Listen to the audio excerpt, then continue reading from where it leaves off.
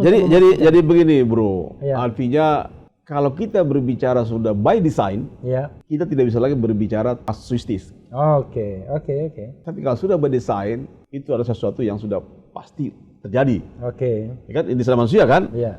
Jadi artinya kita ini kan bukan bodoh-bodoh amat berpolitik. Jadi artinya kekalahan Anies pun ini by design. Oke. Ya kan? Ya. Sebelum jadi calon, dia desain tidak maju. Ya. Ternyata ketika lolos. Ketika lolos, sembako turun. Iya.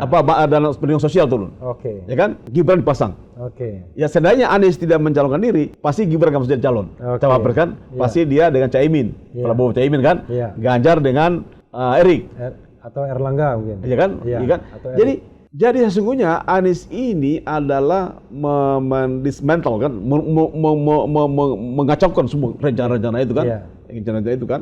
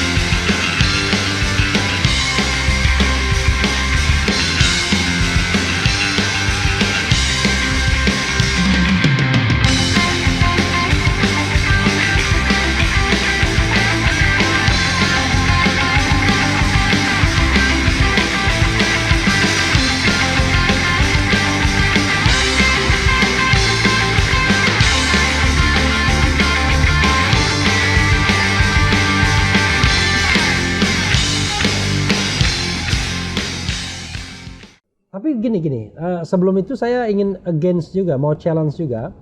Kan tadi Bro mengatakan pra pencoblosan itu bisa dipastikan 02 sudah menang dengan bansos, dengan macam-macam itu. Artinya tidak ada gunanya lagi melakukan penghitungan suara atau kecurangan-kecurangan penggelembungan suara dan lain sebagainya. Toh menurut Bro itu udah pasti menang juga. Iya, jadi sekarang adalah fokusnya Anies ini, dan ini juga yang salah dipahami oleh tim 02, Ya. salah dipahami oleh ahli tata negara. Ya. Yang kita persoalkan bukan hasilnya. Ya. Kita ini bukan orang gila mau bawa di MK, Ya. selisihnya 24% dengan 50%. Iya. Kan tidak mungkin. Jadi 100.000 pun TPS yang diulang tidak akan mempengaruhi hasilnya, kan begitu? Iya. Karena TPS kan malah 1.000 lebih. Ya. Ya kan? Jadi Iya. kita bukan fokus kepada hasil pemilihnya, hasil suaranya, hasil suaranya, tapi adalah pelaksanaan proses pemilu sendiri adalah menyimpang dari hukum. Oke, nah maksud saya kalau kita bicara kecurangan kan tetap harus dikapitalisasi kecurangan yang terjadi sebelum pencoblosan. Ya. Tadi yang dana perlindungan sosial pada saat pencoblosan, intimidasi misalnya, atau misalnya bujukan-bujukan, penggelembungan suara, dan pasca pencoblosan yang dengan sengaja beberapa TPS, beberapa tempat ada masalah, termasuk Sirekap. Maksud saya begini, untuk memastikan kemenangan itu kan tidak hanya dia pastikan pra pencoblosan. Pencoblosan itu kan prakiraan, tapi pas pencoblosan dan penghitungan itu kepastian. Ya, tetap ada kecurangan di sana kan. Jadi begini, Bro. Ya. Artinya kalau kita berbicara sudah by design, Ya. kita tidak bisa lagi berbicara kasuistis. Oke. Ya kan? Ya. Tapi kalau sudah by design, itu adalah sesuatu yang sudah pasti terjadi. Oke. Ya kan? Ini sama manusia kan? Ya. Jadi artinya kita ini kan bukan bodoh-bodoh amat berpolitik. Kita bukan anak kecil, Mas Anies. Memang anak kecil, Mas Anies. Memang kita anak kecil. Memang dia anak kecil, Mas Anies kan. Jadi artinya kita melihat 6 bulan terakhir. Itu surveinya 02 Prabowo Gibran itu.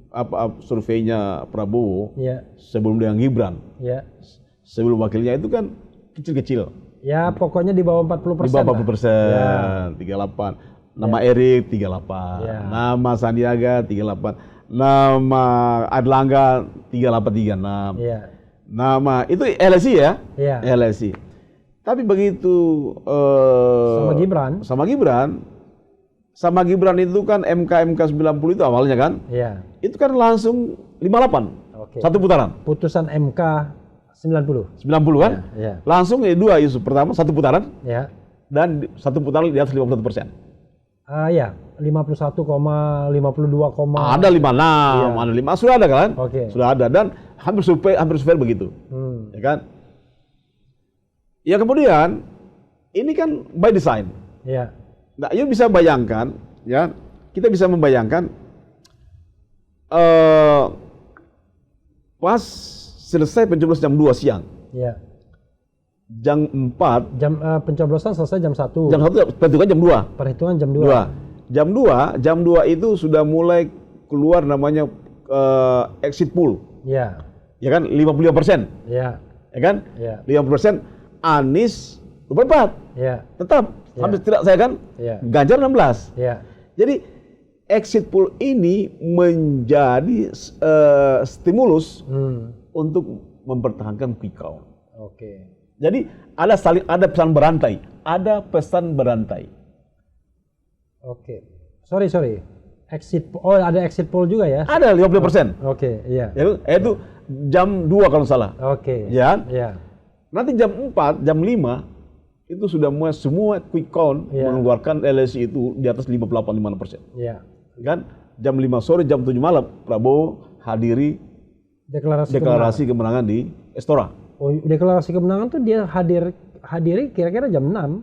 Jam 6 artinya persiapannya kapan? Kemarin atau kapan? Sewanya 2 hari sebelumnya. Ya. Jadi Kan saya mengutip Tempo, ya, kalau itu 2 hari sebelumnya. Yang kata Kodari, kok bisa? Ya karena yakin menang. 01 katanya karena nggak yakin menang makanya nggak sewa Ya. duluan ya. Ini kan ya.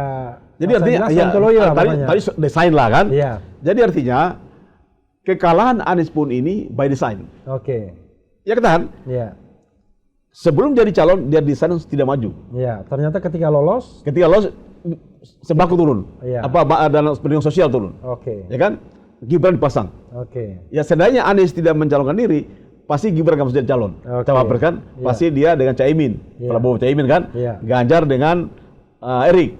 Atau Erlangga mungkin. Iya kan? Iya. Iya kan? Atau Jadi sesungguhnya Anies ini adalah mendismantle kan, mengacaukan semua rencana-rencana itu kan, Iya. rencana-rencana itu kan. Jadi artinya ya apa yang terjadi kemudian? Jadi Anies ini memang tidak boleh menang, Oke. ya kan?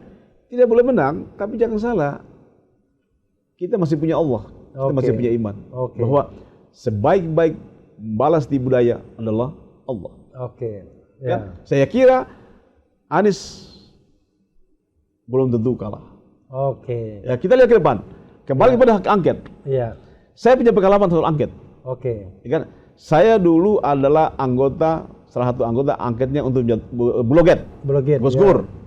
Buloget dan Buloget aja. Yanatera Gate, bukan? Buloget sama Bank Indonesia. Yayasan Yanatera. Ya itu sudah sama satu paket. Iya. Ya, jadi ada dua di zaman saya di era saya itu ada dua kasus angket. Satu pertama itu Buloget Iya. dan Yanatera, Yayasan Buloget Perjalanan Buloget. Iya. Yang kedua Brunei. Bukan, Century. Oke. Budiono. Oke. Brunei enggak, Century. Oke. Jadi artinya bahwa waktu kita bikin hak angket Buloget Ya. itu kombinasi. Kombinasi antara hak angket, interpelasi, Ya. dan hak bertanya. Ya. DPR. Dan ini kemungkinan terjadi juga. Kemungkinan terjadi. Ya. Jadi kemungkinan ini kombinasi juga bahwa ada yang membuktikan secara angket penyelidikan, Ya. panggil semua orang, Ya. ada juga interpelasi, Ya. memanggil presiden, Ya. ya kan? Angketnya sedang berjalan, proses angketnya berjalan, tapi presiden pun dipanggil di dalam forum interpelasi, ya kan? Tidak proses interpelasi, orang akan bertanya soal pernyataan presiden tadi. Ya. Nah, ini Bung Refli bisa menjadi skenario atau bukan skenario, apa namanya, penyelesaian politis kecurangan secara menyeluruh. Oke. Ya, jadi angket ini jangan dipandang untuk menjatuhkan atau menghalangi Prabowo jadi presiden, tapi ini adalah penyelesaian politik secara menyeluruh siapa yang melakukan pelanggaran terhadap undang-undang. Oke. Kalau ini kita masih pegang undang-undang, maka semua anak bangsa itu harus berpegang pada aturan main. Ya. Ya kan? Jadi artinya siapa di dalam proses pilpres ini yang menyalahgunakan undang-undang. Kan itu aja. Itu saya kira dari yang paling penting. Jadi rekomendasinya Bulog ini akan menghasilkan bahwa terjadi penyimpangan atau pelanggaran terhadap konstitusi dan undang-undang. Cukup itu aja. Tapi jangan blogin, bro. Angket. Tadi antum bilang blog. Iya, bahwa hak angket kecurangan pemilu ini, ya kan? Ya. Ini akan menyelesaikan keseluruhan kecurigaan tentang pemilu, pilpres. Oke. Ya kan? Saya kira itu. Bro, artinya Anda tidak menyarankan maju ke MK?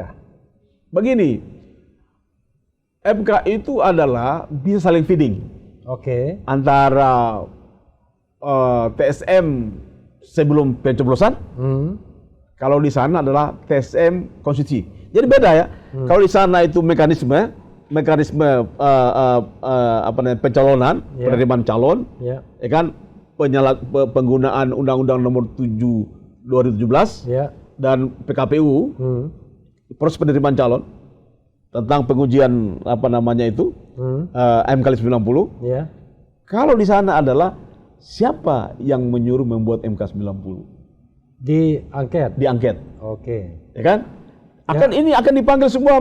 Jadi Said Ardi akan dipanggil, Paman Usman akan dipanggil. Ini siapa yang akan dipanggil tadi pertanyaan? Said Ardi, Said Irsa apa? Saldi Isra akan dipanggil oleh hak angket. Oke. Penyelidikan kan? Iya, tapi apakah dia bisa dipanggil? Nggak bisa, kalau nggak ditangkap dia datang. Hak angket bisa. Hak DPR punya hak itu. Oke. Ya kan? Nah, ini Anda bisa bayangkan itu. Jadi oleh karena itu saya yakin bahwa Anies juga adalah memiliki hak politik, hak konstitusional untuk menerima penjelasan dari lembaga politik DPR tentang kesimpulan daripada hak angket.